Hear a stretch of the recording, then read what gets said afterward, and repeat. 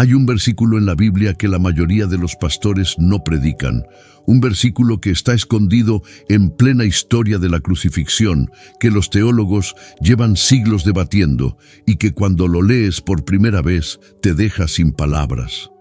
Mateo 27, 52, 53 dice esto: «Y se abrieron los sepulcros, y muchos cuerpos de santos que habían dormido se levantaron. Y saliendo de los sepulcros, después de la resurrección de él, vinieron a la santa ciudad y aparecieron a muchos». Lo leíste bien. En el momento exacto en que Jesús murió en la cruz, la tierra tembló, las rocas se partieron y los muertos resucitaron. Cuerpos de santos que llevaban años, décadas, quizás siglos en la tumba, de repente se levantaron, caminaron hasta Jerusalén y se aparecieron a personas reales, de carne y hueso. ¿Quiénes eran estas personas? ¿Qué les dijeron a quienes los vieron? ¿A dónde fueron después? ¿Por qué Mateo es el único evangelista que registra este evento tan extraordinario? Hoy vamos a estudiar juntos este misterio bíblico que lleva 2000 años guardando secretos. Y te prometo que el punto número 4 de este análisis te va a sacudir de una manera que no esperabas, porque revela algo sobre el poder de la resurrección de Jesús que cambia completamente cómo entendemos nuestra propia esperanza de vida eterna. Yo mismo, cuando estudié esto por primera vez, pensé que era un error de traducción, que quizás el texto decía algo diferente en el griego original, pero no. Está ahí claro y directo, esperando que alguien se atreva a hacerle las preguntas correctas. Si estás listo para adentrarte en uno de los pasajes más fascinantes y menos enseñados de todo el Nuevo Testamento, escribe en los comentarios ahora mismo: «Quiero saber el misterio», y vamos juntos a descubrir quiénes eran estos santos que caminaron entre los vivos. Punto 1. El contexto que hace posible el milagro, la muerte de Jesús y las señales cósmicas. Antes de poder entender quiénes eran los santos que resucitaron, necesitamos pararnos un momento en lo que estaba pasando en ese instante preciso. Porque el milagro de Mateo 27 no ocurre en un vacío, ocurre en el momento más oscuro y al mismo tiempo más glorioso de toda la historia humana. Mateo 27:45 nos dice algo que hiela la sangre. «Y desde la hora sexta hubo tinieblas sobre toda la tierra hasta la hora novena. Desde el mediodía hasta las 3 de la tarde el sol se apagó». No fue un eclipse normal. Los eclipses duran minutos. Esto duró 3 horas. La oscuridad cubrió toda la tierra justo cuando el Hijo de Dios estaba colgado en una cruz de madera, pagando la deuda de toda la humanidad. Y luego, en el versículo 50, Jesús entrega su espíritu, y en ese instante exacto, la creación entera reacciona. Mateo 27:51 registra algo que ningún ojo humano había presenciado jamás. «Y he aquí, el velo del templo se rasgó en dos, de arriba abajo, y la tierra tembló, y las rocas se partieron». Piensa en lo que significa ese velo rasgado. Era una cortina de varios centímetros de grosor, tan pesada que se necesitaban sacerdotes para moverla. Separaba el lugar santo del lugar santísimo, donde residía la presencia de Dios. Ningún hombre podía pasar al otro lado sin morir, excepto el sumo sacerdote, una vez al año, con sangre de sacrificio, y se rasgó, de arriba hacia abajo, como si unas manos invisibles, desde el cielo mismo, lo hubieran desgarrado en dos. Ese rasgamiento no fue accidental, fue el anuncio de Dios al mundo entero: el camino hacia mi presencia ya está abierto. La separación terminó, el sacrificio fue aceptado. Y fue en ese contexto de temblor cósmico, de oscuridad sobrenatural, de velos rasgados y rocas partidas, que los sepulcros también se abrieron. El escritor del Salmo 68:20 ya lo había anticipado con estas palabras: «Dios, el Señor, pertenecen las salidas de la muerte». Nadie más que Dios controla las puertas de la muerte, y en ese viernes que cambió la eternidad, Él decidió abrir algunas de esas puertas para mostrar al mundo que la muerte ya no era la última palabra. La pregunta que nos persigue es esta: ¿por qué en ese momento? ¿Por qué no antes? ¿Por qué no después? La respuesta está en lo que Jesús vino a hacer. Él no vino solamente a morir, vino a destruir el poder de la muerte. Y la mejor manera de demostrar que la muerte fue derrotada era hacer que los muertos se levantaran. Hebreos 2, 14, 15 lo explica con una claridad que quita el aliento. Así que, por cuanto los hijos participaron de carne y sangre, Él también participó de lo mismo, para destruir por medio de la muerte al que tenía el imperio de la muerte, esto es, al diablo, y librar a todos los que por el temor de la muerte estaban durante toda la vida sujetos a servidumbre. La resurrección de los santos en Mateo 27 fue la primera onda expansiva de esa destrucción, el primer eco de la victoria. La primera señal visible de que el reino de la muerte había sido invadido y conquistado. Y ahora la pregunta que todos se hacen: ¿quiénes eran exactamente esos santos? Punto 2. ¿Quiénes eran estos santos? Lo que la Biblia nos permite conocer. La palabra que Mateo usa en el original griego es agios, santos, personas consagradas, separadas para Dios. No dice personas aleatorias, no dice cualquier muerto, dice santos, gente que en vida perteneció a Dios. Y aquí comienza el fascinante trabajo de estudiar lo que la Escritura sí nos dice. Lo primero que sabemos con certeza es que tenían cuerpos físicos reales. Mateo no dice que aparecieron espíritus, ni visiones, ni fantasmas. Dice que salieron de los sepulcros, que caminaron hasta la ciudad y que se aparecieron a muchos. Eso implica interacción real, conversaciones reales, presencia física que otras personas pudieron ver con sus propios ojos. Juan 20:9 nos da un dato clave para entender el orden de todo esto, porque aún no habían entendido la Escritura, que era necesario que Él resucitase de los muertos. Y aquí hay un detalle que muchos pasan por alto. Mateo dice que los sepulcros se abrieron cuando Jesús murió, pero que los santos entraron a Jerusalén después de la resurrección de Él. Es decir, los cuerpos se levantaron el viernes, pero esperaron en algún lugar hasta el domingo de resurrección para entrar a la ciudad. ¿Por qué? Porque Jesús tenía que ser el primero. Él es, como lo declara 1 Corintios 15:20, mas ahora Cristo ha resucitado de los muertos. Primicias de los que durmieron es hecho. La palabra primicias en la cultura judía era el primer fruto de la cosecha que se presentaba a Dios antes que todos los demás. Jesús tenía que resucitar primero.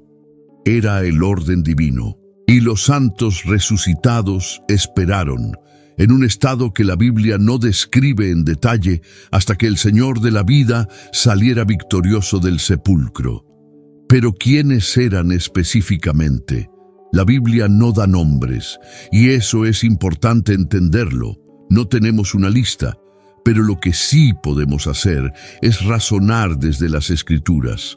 Muchos estudiosos bíblicos señalan que probablemente eran personas conocidas en Jerusalén, porque el texto dice que se aparecieron a muchos en la santa ciudad. Si nadie los hubiera reconocido, el impacto del testimonio sería mucho menor. El hecho de que Mateo mencione que muchos los vieron sugiere que hubo conversaciones, reconocimientos, momentos de asombro y confirmación. El profeta Ezequiel había visto esta escena siglos antes, en una visión que hoy cobra un sentido completamente nuevo. Ezequiel 37, 12, 13 dice: Por tanto, profetiza y diles, así ha dicho Jehová el Señor, he aquí yo abro vuestros sepulcros, pueblo mío, y os haré subir de vuestros sepulcros. Y sabréis que yo soy Jehová, cuando abra vuestros sepulcros y os saque de vuestros sepulcros, pueblo mío. Esta visión del valle de los huesos secos fue dada como promesa profética, y Mateo 27 fue su cumplimiento parcial y anticipado. Dios estaba demostrando en tiempo real que sus promesas no son poesía, son realidad. Déjame hacerte una pregunta que quiero que pienses hoy. Si tuvieras que elegir cuál de tus familiares o amigos que ya murieron en la fe habrías querido ver caminar de regreso ese día, ¿a quién elegirías? Escríbelo en los comentarios, porque ese mismo poder que levantó a aquellos santos ese domingo en Jerusalén es el mismo poder que un día levantará a todos los que murieron en Cristo. Y esa promesa es para ti. Punto 3. ¿Qué pasó cuando entraron a Jerusalén? El impacto de los santos resucitados en la ciudad. Cierra los ojos por un momento y piensa en esta escena. Es domingo por la mañana en Jerusalén. La ciudad todavía está procesando el trauma del viernes. Los discípulos están escondidos con miedo. Los líderes religiosos están nerviosos. El pueblo está confundido. Nadie sabe exactamente qué pasó con ese hombre llamado Jesús de Nazaret. Y de repente, en alguna calle de esa ciudad, alguien ve una cara conocida. Una cara que reconoce perfectamente, una cara que lloró en el entierro, una cara que vio con sus propios ojos bajar al sepulcro, y esa persona está de pie frente a ellos, viva, no como un fantasma, no como una alucinación, como una persona real, con voz, con presencia, con un cuerpo que se puede tocar y ver. ¿Puedes imaginar ese momento? El corazón acelerado, las rodillas temblando, las palabras que no salen, el llanto mezclado con un asombro tan grande que el cerebro no sabe cómo procesarlo. Eso es exactamente lo que ocurrió en Jerusalén ese domingo. Y la Biblia, aunque no nos da los detalles de las conversaciones, sí nos dice algo contundente. Se aparecieron a muchos, no a uno, no a dos, a muchos. Esto no fue un evento privado ni secreto, fue un testimonio público, una señal que Dios puso frente a los ojos de una ciudad entera para que nadie pudiera decir después que no tuvo oportunidad de creer. El apóstol Pablo, hablando sobre las evidencias de la resurrección, en 1 Corintios 15:6, usa un argumento similar cuando dice: después apareció a más de 500 hermanos a la vez, de los cuales muchos viven aún, y otros ya duermen. Pablo estaba diciendo: si no me creen a mí, vayan y pregunten a los testigos, todavía están vivos. Ese mismo principio aplica a los santos de Mateo 27. No fueron apariciones privadas, fueron testimonios verificables ante una comunidad real. Y ahora viene la pregunta que más me fascina de todo este pasaje. ¿Qué les habrán dicho estos santos resucitados a las personas que los reconocieron? La Biblia no registra esas conversaciones, pero podemos razonar desde lo que sabemos.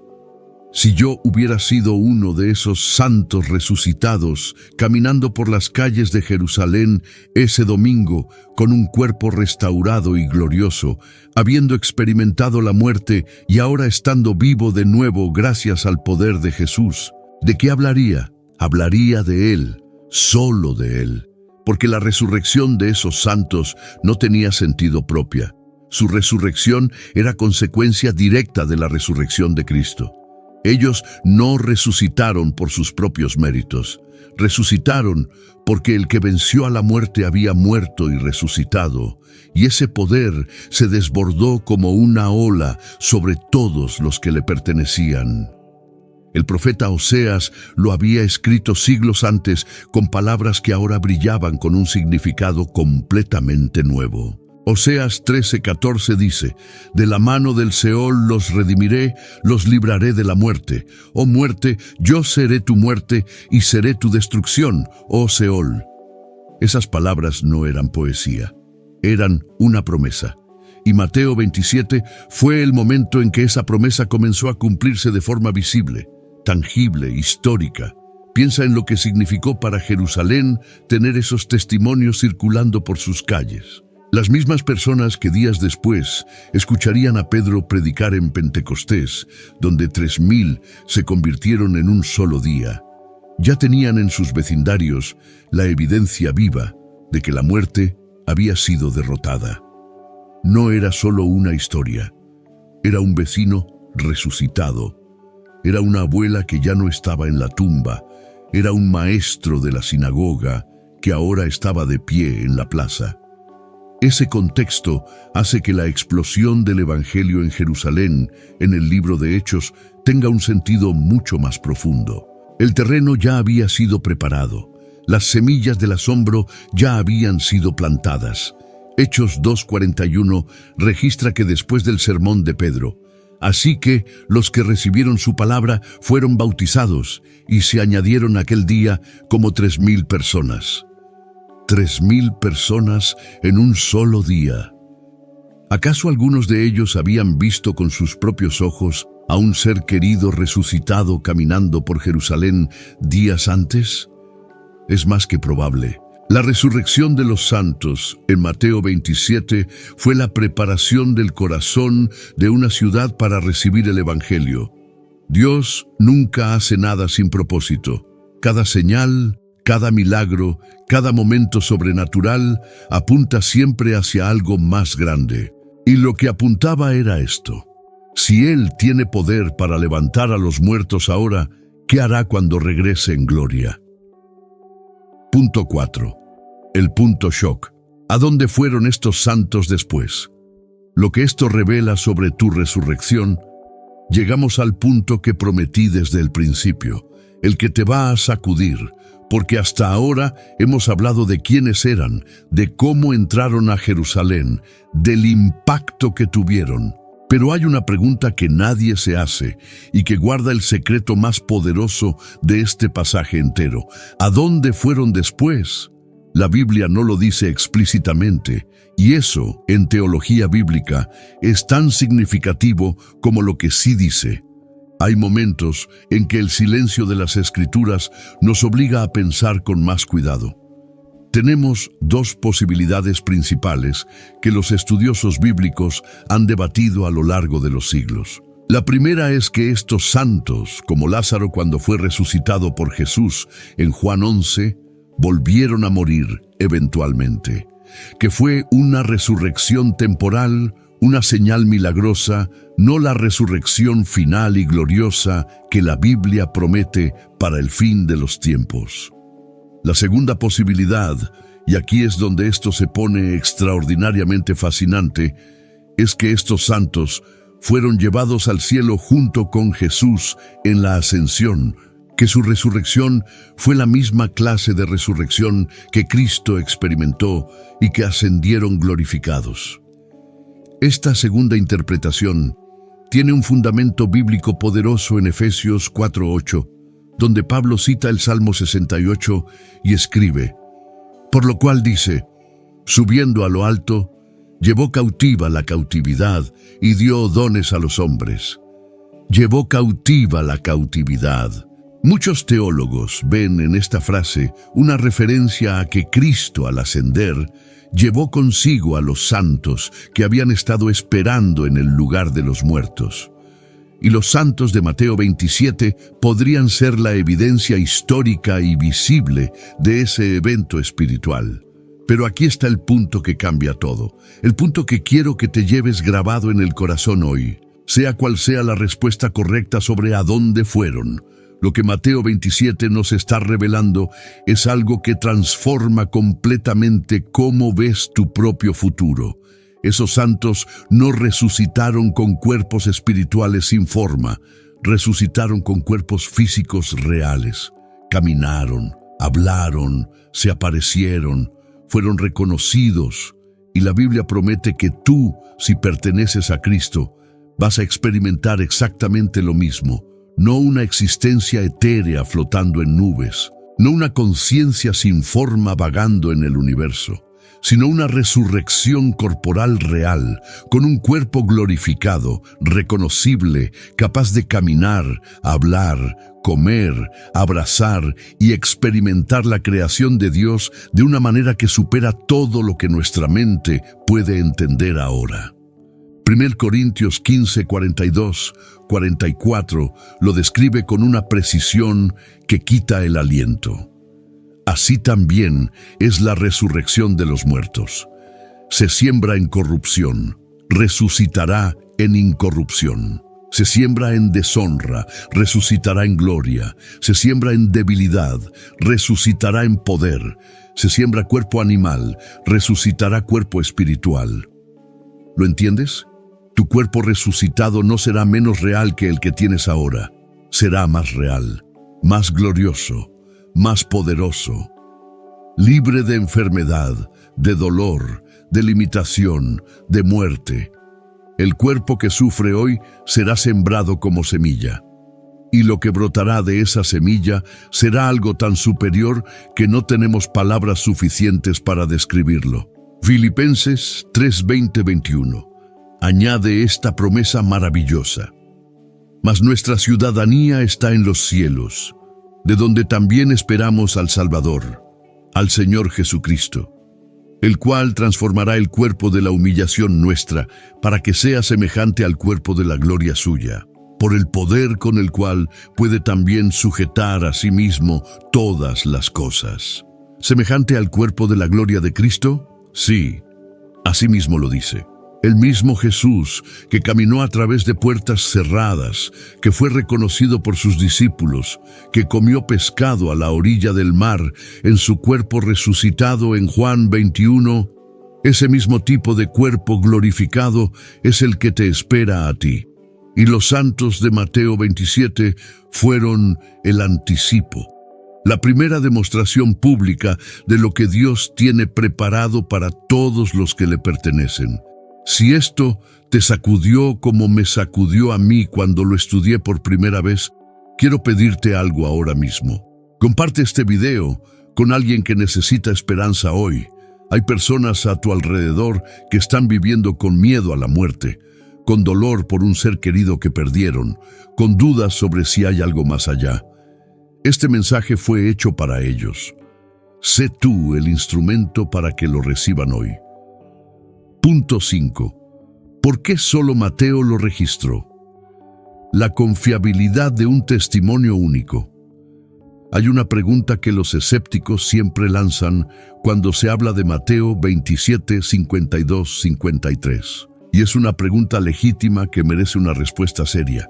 Si esto realmente ocurrió, si cuerpos de santos resucitaron y caminaron por Jerusalén y se aparecieron a muchas personas, ¿por qué solamente Mateo lo menciona? ¿Por qué Marcos, Lucas y Juan no dijeron nada al respecto? Es una pregunta justa, y la respuesta, cuando la entiendes bien, no debilita la credibilidad de la Biblia. La fortalece de una manera extraordinaria. Lo primero que necesitamos entender es que los 4 evangelios no son copias entre sí. Cada uno fue escrito con un propósito específico, para una audiencia específica, enfatizando aspectos específicos de la vida y ministerio de Jesús. Mateo escribió principalmente para una audiencia judía. Su objetivo central era demostrar que Jesús era el Mesías prometido en las Escrituras hebreas. Por eso su evangelio está lleno de frases como «para que se cumpliese lo dicho por el profeta». Por eso cita el Antiguo Testamento más que cualquier otro evangelista. Y en ese contexto, el milagro de los santos resucitados tenía un significado profético enorme para los judíos que conocían las Escrituras. Era el cumplimiento visible de lo que Ezequiel, Oseas y los Salmos habían prometido.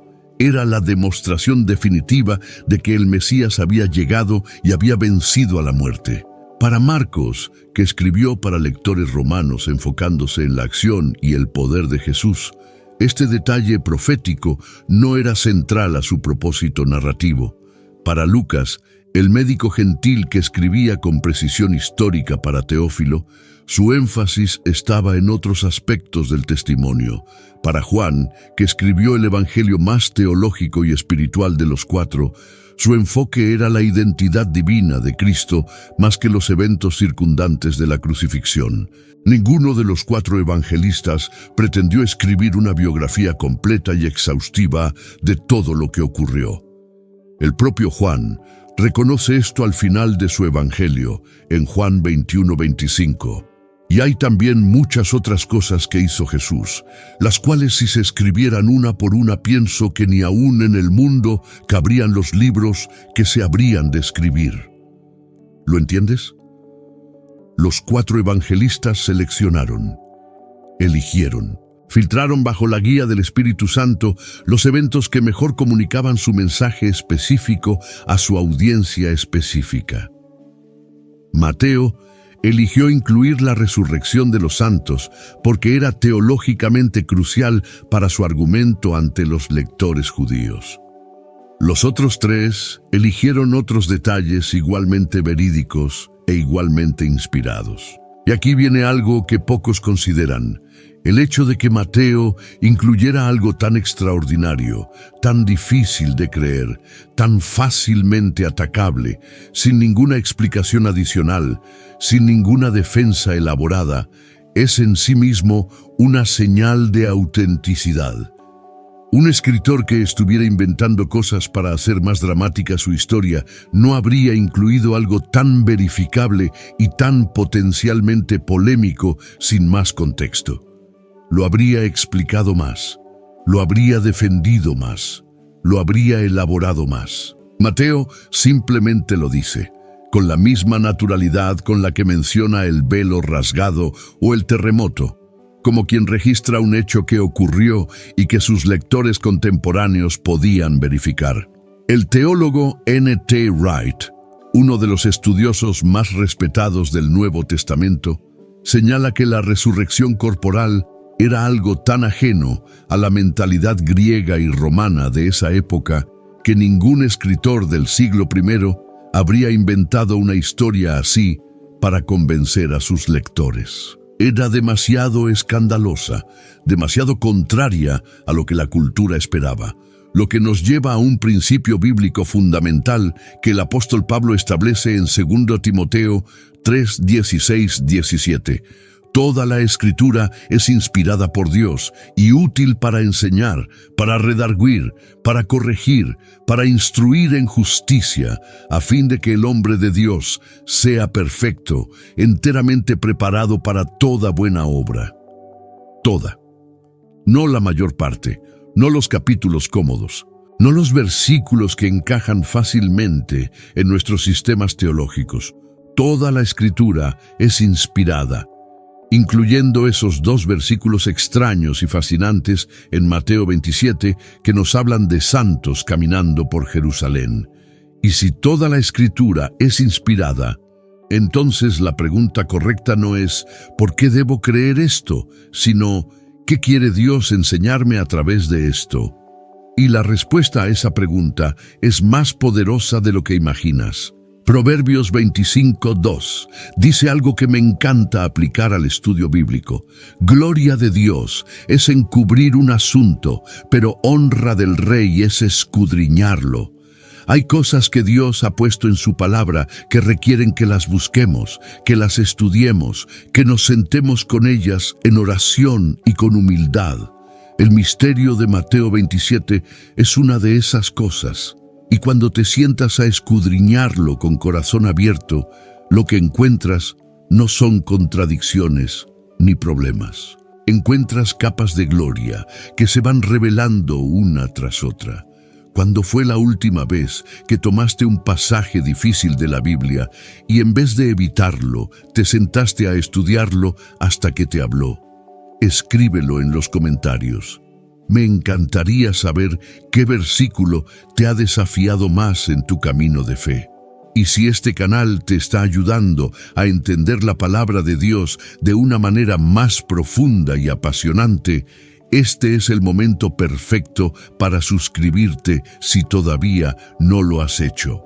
Activa la campanita para que no te pierdas ninguno de estos estudios bíblicos que estamos preparando para ti. Cada semana traemos verdades que transforman vidas. Punto 6. El contraste que lo cambia todo. Los que creyeron y los que endurecieron su corazón. Hay algo que me parece uno de los aspectos más solemnes y al mismo tiempo más reveladores de todo este pasaje. Mateo 27:54 registra la reacción de los soldados romanos que estaban custodiando la cruz cuando vieron el terremoto y todo lo que aconteció. El centurión y los que estaban con él guardando a Jesús, visto el terremoto y las cosas que habían sido hechas, temieron en gran manera y dijeron, verdaderamente este era Hijo de Dios. Soldados romanos, paganos, hombres acostumbrados a la violencia y la muerte, hombres que probablemente habían presenciado decenas de crucifixiones, hombres que no tenían ninguna razón cultural o religiosa para creer en el Dios de los judíos. Y sin embargo, frente a las señales que vieron ese viernes, su conclusión fue inmediata y clara. Este hombre era el Hijo de Dios.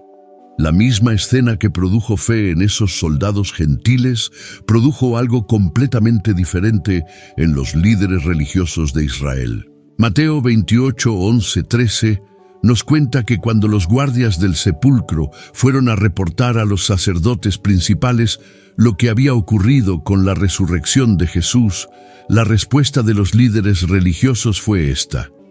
Y reunidos con los ancianos y habido consejo, dieron mucho dinero a los soldados diciéndoles, decid vosotros, sus discípulos vinieron de noche y lo hurtaron mientras nosotros dormíamos. ¿Puedes creerlo? La misma evidencia, las mismas señales, el mismo poder sobrenatural desplegado ante sus ojos, y en vez de arrodillarse, pagaron para que se mintiera. Esta es una de las lecciones más escalofriantes de toda la Biblia. Las señales y los milagros no producen fe automáticamente. La fe es una decisión del corazón, y un corazón endurecido puede estar parado frente al milagro más grande de la historia y encontrar la manera de negarlo. Jesús mismo lo había advertido en la parábola del rico y Lázaro, en Lucas 16:31, con palabras que ahora resuenan con una profundidad nueva. Entonces le dijo, si no oyen a Moisés y a los profetas, tampoco se persuadirán, aunque alguno se levantare de los muertos. ¿Lo notas? Jesús dijo esas palabras antes de la crucifixión, y Mateo 27 es literalmente el cumplimiento de esa advertencia. Varios se levantaron de los muertos. Y los líderes religiosos, en vez de creer, pagaron para que se tapara la verdad. Pero no todos endurecieron su corazón. Los soldados creyeron. Muchas personas en Jerusalén vieron a sus seres queridos resucitados y creyeron. Y semanas después, cuando Pedro predicó en Pentecostés, miles creyeron. Hechos 6:7 registra algo que me parece extraordinariamente significativo en este contexto. Y crecía la palabra del Señor, y el número de los discípulos se multiplicaba grandemente en Jerusalén. También muchos de los sacerdotes obedecían a la fe. Muchos de los sacerdotes, los mismos que pertenecían al sistema religioso que había crucificado a Jesús. Muchos de ellos eventualmente creyeron. ¿Acaso algunos de ellos habían escuchado el testimonio de los santos resucitados que caminaron por Jerusalén? ¿Acaso ese testimonio fue una de las semillas que finalmente germinó en sus corazones? No lo sabemos con certeza, pero la posibilidad es hermosa.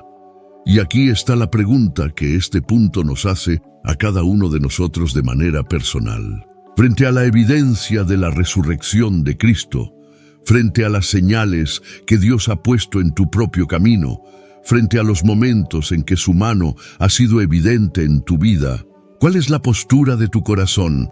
¿Eres como el centurión romano que con toda la evidencia disponible tomó la decisión de creer y declarar la verdad? ¿O hay partes de tu corazón que todavía están resistiendo, que todavía están buscando explicaciones alternativas, que todavía prefieren la comodidad de la duda al riesgo de la fe? Romanos 10:17 nos recuerda algo fundamental. Así que la fe es por el oír y el oír por la palabra de Dios. La fe viene de escuchar la palabra. Y tú en este momento estás escuchando. Algo te trajo a este video hoy. No fue casualidad. Dios tiene un propósito en este momento para tu vida. La misma pregunta que los habitantes de Jerusalén tuvieron que responder frente a los santos resucitados es la que tú tienes que responder hoy frente a todo lo que hemos estudiado juntos. ¿Qué vas a hacer con Jesús? Punto 7. Lo que este misterio nos dice sobre tu esperanza hoy. La resurrección como ancla del alma. Hemos recorrido un camino extraordinario juntos en este estudio. Vimos el contexto cósmico de la muerte de Cristo. Estudiamos quiénes podían ser esos santos misteriosos. Consideramos el impacto que tuvieron en Jerusalén. Nos sacudimos con la revelación de lo que su resurrección anticipa para nosotros. Entendimos por qué solo Mateo lo registró. Y vimos el contraste devastador entre los que creyeron y los que endurecieron su corazón. Ahora llegamos al punto final, y este es el que más me importa que te lleves hoy. Porque todo lo que hemos estudiado sobre Mateo 27 no es simplemente historia antigua fascinante. No es solo un misterio bíblico interesante para satisfacer la curiosidad intelectual. Es una verdad viva que tiene el poder de cambiar completamente cómo vives tu vida hoy, ahora mismo, en este momento. Déjame explicarte por qué. Uno de los problemas más grandes que enfrentan los creyentes en el siglo XXI es lo que los teólogos llaman la evaporación de la esperanza. Es el fenómeno por el cual los cristianos confiesan creer en la resurrección, pero en la práctica viven como si la muerte fuera el final. Como si todo lo que importa es lo que ocurre en esta vida.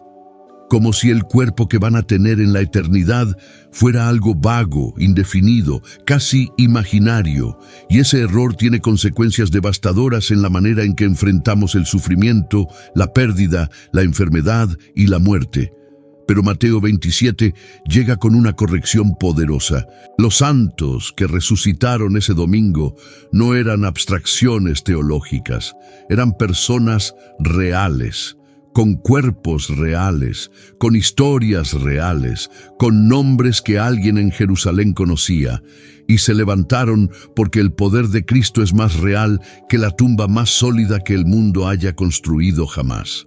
El apóstol Pablo entendió esto tan profundamente que en Filipenses 1:21 escribió una de las declaraciones más audaces de toda la Biblia. Porque para mí el vivir es Cristo, y el morir es ganancia. ¿Cómo puede alguien decir que morir es ganancia? Solo si está absolutamente convencido de que la muerte no es el final. Solo si tiene una esperanza tan sólida en la resurrección corporal que la perspectiva de dejar este cuerpo limitado y recibir uno glorificado le produce no terror, sino anticipación.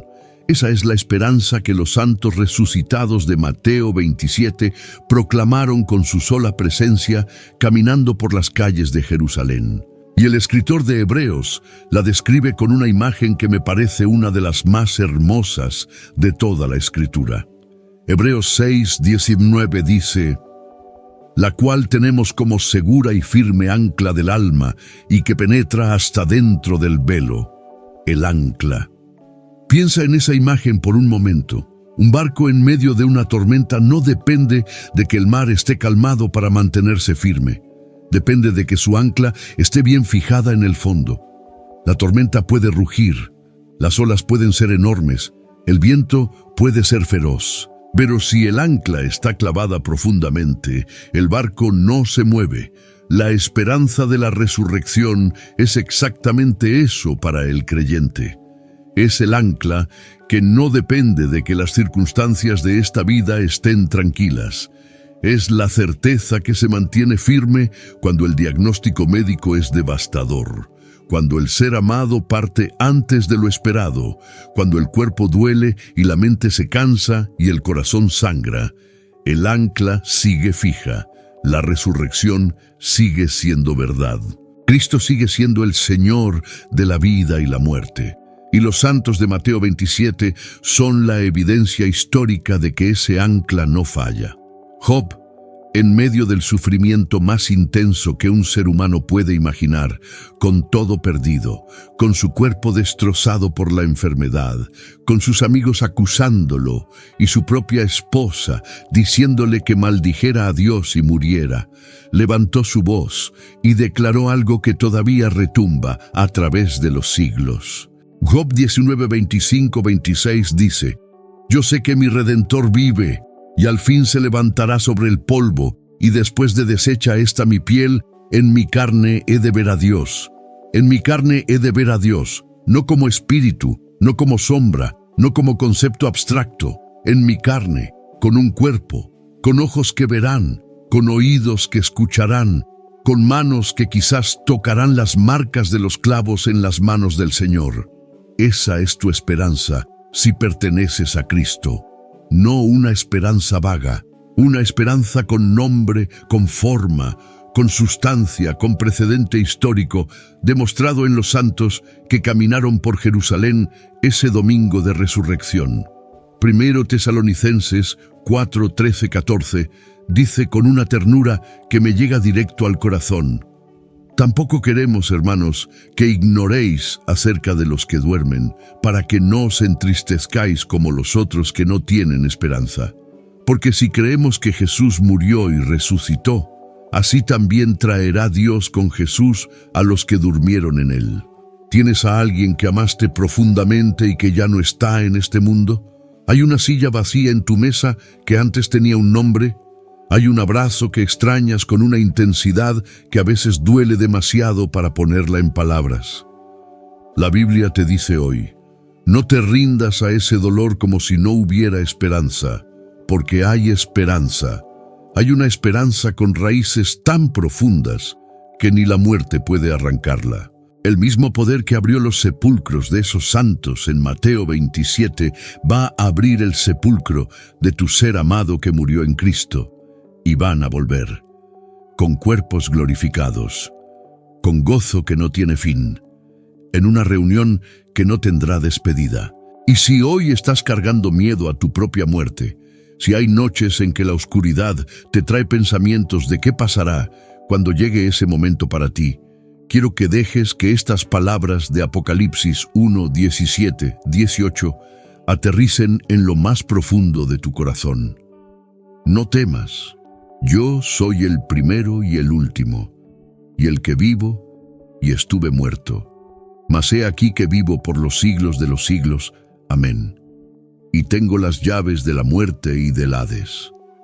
Él tiene las llaves, no la muerte, no la enfermedad, no el tiempo, no el enemigo. Jesús tiene las llaves de la muerte y del infierno, y ninguna puerta se abre ni se cierra sin su permiso. Eso significa que tu vida está en las manos más seguras del universo, y que el día en que ese cuerpo deje de respirar no será el final de tu historia, será el comienzo del capítulo más glorioso que jamás hayas vivido. ¡Qué recorrido tan extraordinario hemos hecho juntos hoy!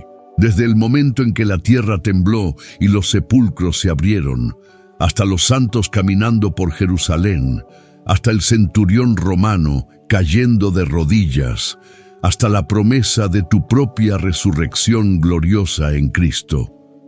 Pero ahora debo hacerte la pregunta más importante de todo este video, más importante que cualquier dato histórico, más importante que cualquier argumento teológico, más importante que cualquier misterio bíblico que hayamos estudiado juntos. ¿Perteneces tú a Jesús? Porque todo lo que hemos hablado hoy, la resurrección, el cuerpo glorificado, la esperanza que no falla, la reunión con los seres amados, la vida eterna con Cristo, todo eso es real, pero no es automático, no es universal. Es para quienes han tomado la decisión más importante de su existencia, entregarle su vida a Jesucristo como Señor y Salvador. Los santos que resucitaron en Mateo 27 no eran personas aleatorias, eran santos, personas que en vida pertenecieron a Dios, personas que pusieron su fe en las promesas del Señor. Y por eso, cuando el poder de Cristo irrumpió sobre la muerte, los alcanzó a ellos también. La pregunta es, si ese poder te alcanzará a ti.